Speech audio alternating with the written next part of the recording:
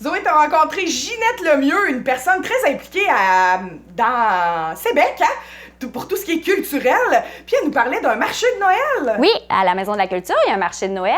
Je tiens à dire, par exemple, que j'ai fait l'entrevue il y a quelques semaines. Il a fallu que je repousse à cause de la zone rouge. Toutes les informations sont encore d'actualité. Oui, tout est valable. Oui, sauf vers la fin, vous allez voir, elle parle des artisans qui s'en viennent, la fin de semaine qui s'en vient. C'est pas les mêmes artisans, finalement, mais vous pouvez aller voir sur la page Facebook si vous voulez savoir qui va être là à la Maison de la Culture comme artiste en fin de semaine.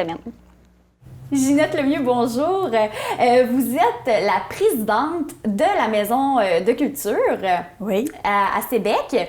Puis, j'avais envie de vous parler, de venir visiter la gare aujourd'hui parce que c'est un bel endroit pour acheter des cadeaux pour le temps des fêtes. Puis, de ces temps-ci, on parle beaucoup d'acheter local. Donc, chez vous, c'est un bel endroit pour acheter des cadeaux de Noël local. Mm-hmm. Oui. Oui, puis étant donné qu'on s'était donné comme thème cette année Noël à l'année, il ne faut pas que les gens pensent que c'est seulement des articles de Noël qui sont vendus, mais bien des artisans qui vendent de ce soit leur tricot, leur bricolage, leur catalogne, leur savon, cabane d'oiseaux, etc. Et aussi, on vend des masques parce qu'on est dans la période de la COVID, donc ça rend service à la population aussi. Mais oui, toutes les fins de semaine, les gens peuvent venir acheter des cadeaux et on peut même emballer leurs propres cadeaux aussi, même s'ils ne les ont pas achetés ici. Mais ça, c'est une nouveauté pour le temps des fêtes, oui. Vous emballez aussi des cadeaux. Pour le temps des fêtes, OK, ça, c'est pas à l'année longue. Non. Non, parfait. Parce que c'est important de le mentionner. Moi, par exemple, je pensais que c'était beaucoup plus pour le temps des fêtes que vous avez une petite boutique. Non, c'est à l'année longue, le samedi, dimanche, de midi à 16h. Donc là, présentement, c'est sûr qu'on voit aussi un peu de décoration de Noël, mais aussi, il y a des cadeaux qu'on peut acheter qui n'ont pas de lien avec Noël, qu'on peut acheter même durant l'été ou peu importe. Parce qu'on s'est donné comme mission, les artisans, de fabriquer des objets qu'on peut mettre dans un arbre de Noël. Ça nous permet de garder le thème à l'année. Comme on voit, par exemple, je sais pas moi, à Saint-Jean-Port-Joli ou à Gaspé, à Percé, il y a des boutiques de Noël qui sont installées à l'année. Nous, ça va demeurer là. Bien, après ça, les autres artisans vont compléter avec leur fabrication. OK. Vous, comme vous m'avez dit un peu plus tôt en pré-entrevue, vous avez isolé avant la COVID-19 parce qu'avant, vous étiez ouvert seulement une période dans l'année. Seulement l'été. Seulement l'été. De juin à septembre. OK. Maintenant, votre but, c'est d'être ouvert à l'année. Donc, je voulais savoir qu'est-ce qui s'est passé. Vous avez isolé après la COVID-19 est arrivée. Comment vous avez vécu la situation? Bien, ça a été quand même assez difficile parce que c'était pas terminé tout à fait quand la COVID est arrivée. Donc, on a réussi avec la municipalité de s'entendre pour qu'il y ait une personne ou deux maximum puissent venir finaliser le travail. Après ça, on a refermé. On a travaillé sur notre programmation de l'été en comité, ailleurs, bien sûr, parce que la gare était vraiment fermée, là, comme les édifices municipaux. Et c'est suivi d'autres. On avait programmé la Saint-Jean-Baptiste. Ça est tombé aussi. Vous avez plusieurs événements qui ont été annulés. Oui, c'est ça. Tout était prêt, mais à cause du nombre, la restriction du service de santé, bien, il a fallu s'adapter. Mais on a quand même eu 2 emplois d'été. On aurait pu même en avoir 3, mais c'est arrivé tard. Donc, étant donné que c'est arrivé trop tard comme résultat, comme annonce, bien, on a fonctionné avec 2 jeunes qui nous ont aidés pendant l'été là, à faire le travail. OK.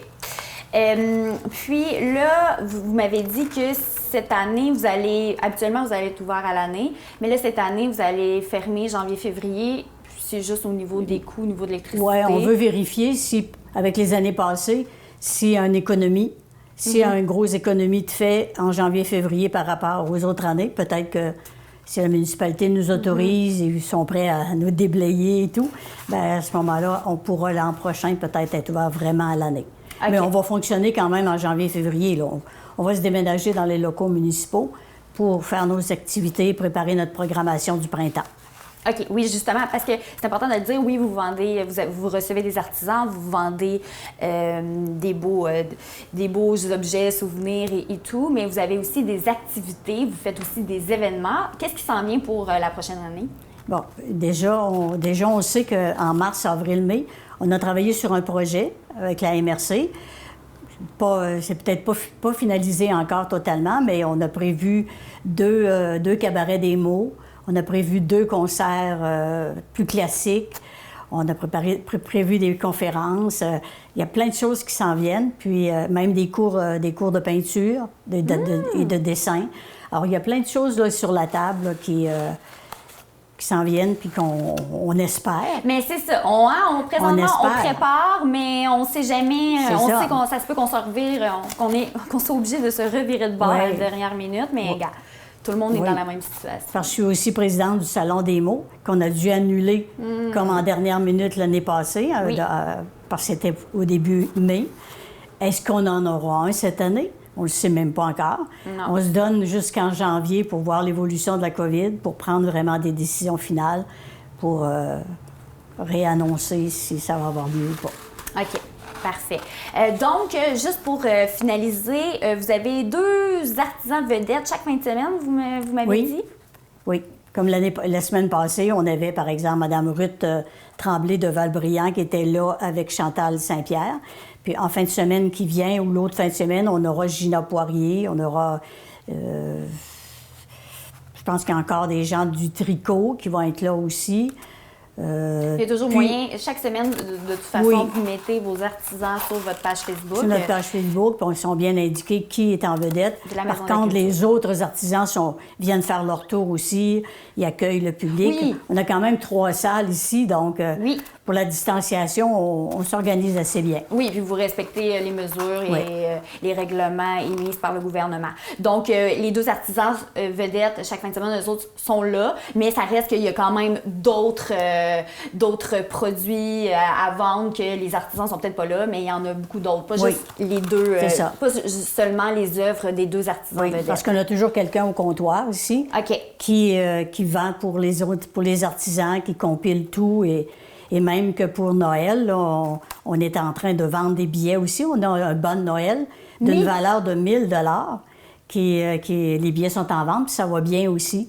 Fait qu'on espère, étant donné que depuis le début de la COVID, nous n'avons eu que des dépenses et jamais de revenus, parce que le spectacle de Dominique et Martin, qui était en mai passé, est remis depuis 3 fois. Et là, il est annoncé pour mai de 2021. Alors, c'était notre soupape pour vraiment payer notre isolation. Oui. Puis, ça fait que, tu sais, il y a plein de choses. Puis cet été, on a fait notre caboose, notre boîte à chansons dehors, sans prix d'entrée. On a quand même réussi à aller chercher un peu de dons pour payer nos artistes. Mais tout est chamboulé, puis tout est... oui, je comprends. C'est ça. Mais on sait que le nerf de la guerre, c'est l'argent. Puis on espère que peut-être qu'il y aura un petit budget quelque part qui nous arrivera, là, des nuages, peut-être quelque part, pour nous aider. Parce on lance l'appel. On sait que nos municipalités reçoivent un certain montant pour la COVID. Fait que, est-ce qu'on fera partie de leur... les gens qu'ils auront à rémunérer, peut-être. Qui vont avoir de l'aide. Oui. Donc, si jamais on veut savoir vos artisans qui s'en viennent pour chaque fin de semaine, la page Facebook, pour s'inscrire aussi pour le bas de Noël, j'imagine que c'est sur la page Facebook aussi. Oui, puis c'est ça, les gens peuvent appeler les membres ou venir à la gare les fins de semaine pour acheter leurs billets. Parfait, excellent. Bien, merci beaucoup, Ginette Lemieux. C'est un plaisir.